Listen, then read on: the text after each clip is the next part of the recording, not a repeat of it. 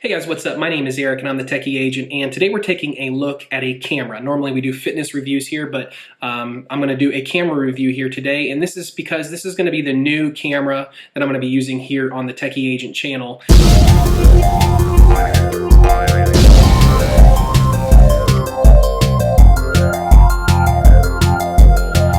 I am going to be using the new Panasonic Lumix GX850. Not the 85, but the 850. It's a new camera that just came out. It was announced at CES 2017, and it's kind of like the baby brother of the GX885.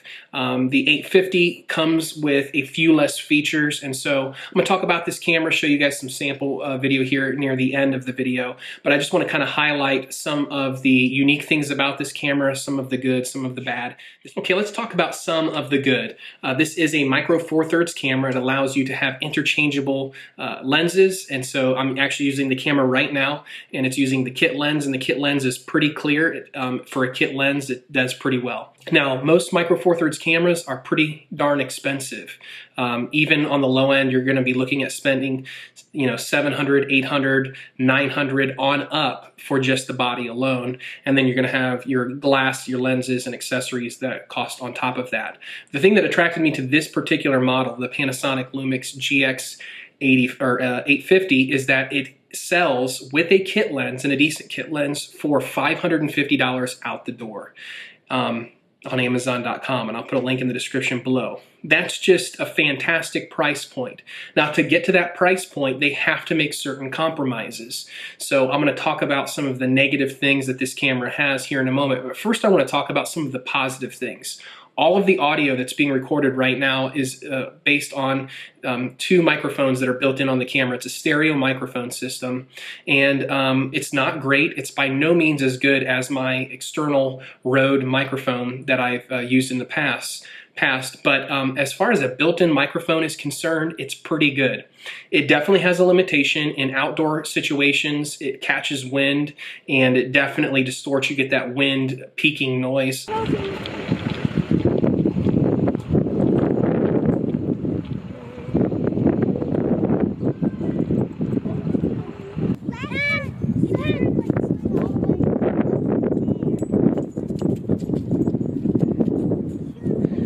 Indoors, in this context right here, it is a really good microphone. It's very clear. It just performs really well. And so I was really impressed with it. I wanted something that had a built-in microphone that wasn't complete garbage. And a lot of bridge cameras or just DSLR cameras, even high-end DSLR cameras, have garbage microphones built in that force you to use an external microphone. And so one of the things that drew me to this camera was all of the audio samples that I was hearing. The audio was actually pretty good on camera, and so that's what I was wanting, something that I didn't have to attach an external microphone to if I didn't want to. Now, with that being said, one of the shortcomings on this camera is that you can't attach an external microphone to it. It has no audio input. Most Micro Four Thirds cameras do have some sort of audio input, but to get the price down to $550, that's one of the areas that they went cheap on. And so if you want to have an external audio source, you can. You'll just have to attach it to an external recorder and then sync your audio with the video in post-production, which isn't too much of a hassle because most decent software now allows you to easily merge audio with video, and it kind of does it all for you. But that is a downside. If that's a must-have for you, the audio input, then this probably isn't the camera for you. The other thing that really drew me to this camera, even over like the Panasonic Lumix GX85, is that most of the other Micro Four Thirds cameras out there don't have a fully articulating screen. The Canon or the Panasonic Lumix GX85, it does have a screen that does rotate out, I think about 90 degrees or so, allowing you to kind of see the viewfinder at low angles. But it does not have a fully articulating 100-degree pop-out screen. Whereas this does, this lens flips out, or I'm sorry, this view or this screen flips out completely 180 degrees, and it kind of has what they call a selfie mode. So it's great for vlog style videos. I'm using it right now. I can see myself on screen, and I can see that, you know, about here is where the frame is. And so it's great for those contexts where you need a little miniature monitor on the go, something to go with you that you need to be able to see to frame your shots well. And this allows you to do that. And so that's one of the reasons I actually prefer this camera over the GX85, is it has that swivel screen that allows me to see what my framed in shot is, even when I'm looking directly at the camera. Battery life on this camera is also reported to be really good. You know, again, comparing it to some of the other cameras that this might be competing against, other Micro Four Thirds, small Micro Four Thirds cameras, or even high-end point-and-shoot cameras, battery life on many of those tend to be around 45 minutes, maybe an hour if you're lucky. On this camera, since they've stripped away some of the accessory features, they've done away with some of the power leakage that you'd get on those features. And so users are reporting that they're getting in 4K video, that they're shooting 4K video, and they're getting upwards of an hour and a half all the way up to 2 hours worth of video time. So that's fantastic. That's twice what you're getting on a lot of other cameras. And so instead of having to buy an extra battery, you might be able to get away with having just one battery on this camera, unless you're looking to shoot, you know, do an all-day video shoot or something like that. So that's another thing that drew me to this camera. I don't have to carry around a spare battery. I can probably get away with having just one battery in the camera at a time, and just making sure that it's fully charged. But what about build quality? Well, build quality on this is lacking. It's not a junky camera. It's not like you're noticing any sort of immediate problems out of the box. You can just tell that it's a cheaper camera. It's extremely light. It's a lot made up of a lot of plastic. There is kind of a metallic look to it, but most of the metal appearance is actually not a brushed or stainless steel or aluminum. It's actually just plastic that's made to look like metal. And so it's a pretty cheap camera. It's not weatherproofed like some of the other high-end Micro Four Thirds cameras. So it's definitely an entry-level Micro Four Thirds camera. This is not a professional level 4/3 camera. And at the same time, this isn't quite a beginner's camera either. This isn't the camera that you go out and you purchase and then you just set it on automatic mode and take a bunch of pictures in automatic mode. You'd be wasting your money if that's what you do. So this camera, if you want to get the best out of it, you do have to have a functioning knowledge of how to use ISO and aperture and shutter speed to get the best results out of it. So in that sense, you do have to have kind of a prosumer. It's not quite a professional level, it's not quite consumer level, it kind of fills the void somewhere in the middle. So let's talk about a couple of interesting things on this camera. It charges using a micro USB cord. So you can just use, if you have an Android phone and you're used to charging it with a micro USB cord, you can use that same exact charger to charge this camera. So that's kind of a neat convenience. It does use a micro SD card, not an SD card, a micro SD card, which means that it's going to be lighter, it's going to take up less space, but it's also going to be a little bit more expensive, especially when you're trying to get a fast card that can keep up with 4K shooting. Speaking of which, this does shoot full 4K video. It shoots up to 100 megabits per second, or I'm sorry, megabytes per second. So it's so it shoots at a great bit rate. It does offer you the ability to shoot in either AVCHD format or an MP4. Those are virtually identical. I have noticed that now on 4K, you're only able to shoot in 4K video in an MP4 format on this camera. But if you're shooting in 1080p, then you have the option of choosing which format you can shoot in. I have noticed that AVCHD does shoot at a higher bit rate than the MP4. And so if you're going to be shooting in 1080p mode versus 4K, I would recommend that you shoot using the AVCHD format because you get a higher bit rate and better quality video from it. I noticed that I was even getting slightly better low light performance, which was kind of weird, but I was getting a little bit better low light performance out of the AVCHD format over the MP4.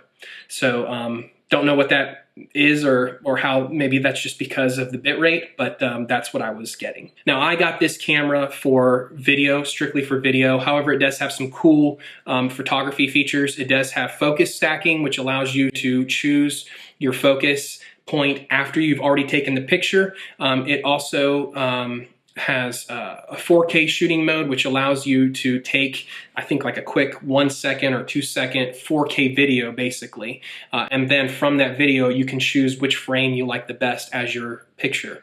And so that's great for shooting sports. If you're shooting like a high-speed sports game or something like that, and you want to be able to get the perfect shot, that allows you to do that. This does have some designated camera functions that can be pre-programmed on the camera itself. It's got, I believe, 3 buttons on the actual camera, and then it's got some digital buttons on the screen. And what's great is you can assign to those buttons whatever function you want. If you want to quickly be able to select from, you know, what ISO setting you have, you can do it with the click of a button. If you want to be able to choose what video setting you're in, you can, you know, program a button to do that. So you have 8 of these buttons that you can pre-program to enter into different menus or modes, and that's fantastic. It makes run and gun style photography or run and gun style video that much more effective and fast. You're able to, with a click of a button, change settings on the camera very, very easily. This is a touch screen. That's another thing. A lot of, even some of the Sony cameras, Micro Four Thirds cameras that are out right now don't include a touch screen, which blows my mind. A touch screen with touch point focus, in my mind, is an absolute must for any camera hitting the market. So it blows my mind that there's camera makers out there, high-end camera makers that are making cameras that are technically better and more expensive than this, that they're releasing these cameras without touch screens. Even if you're not going to use touch point focusing, even if you're just going to use it to navigate menus, it's so much easier to navigate this menu using touch versus designated buttons and clicking and wheels and all of that kind of stuff. So I really like the menu that Panasonic has. I really like having a touch screen. And I really like having touch to focus too. That's been a really great feature. Another big shortcoming on this camera, in my opinion, it's probably the biggest shortcoming. All of the other stuff you're kind of aware of. You know, you're aware that it's not going to have an audio jack. You're aware of some of the other limitations. It's not going to have a hot shoe mount. And those are things that you know going in and that you can prepare yourself for, or maybe you can come up with workarounds. But there's one issue on this camera that I've come across that nobody else has mentioned. It's not mentioned in any of the manuals that I've seen online for this camera. And that is, when you're shooting video, this camera does not allow you to adjust the shutter speed. You can adjust the ISO and you can adjust the aperture. You cannot adjust the shutter speed. Now, for me, that's not going to be a huge issue because I'm going to just let the camera automatically adjust the shutter speed based on how many frames per second I'm shooting. So the general rule is however many frames per second you're shooting in, you want to adjust your shutter speed to be about twice that. So if you're shooting in 30 frames per second, you want to adjust your frame rate or your shutter speed to be about 60. And so on this camera, it does that automatically for you. Whatever your frame rate is, it will automatically adjust your shutter speed accordingly to get the most natural looking video. However, there are times where maybe if you're wanting to take a certain cinematic approach, you may want to slow down the shutter speed, or if you're wanting to do kind of an action scene, you may want to speed up the shutter speed. And so this camera just doesn't allow you to do that.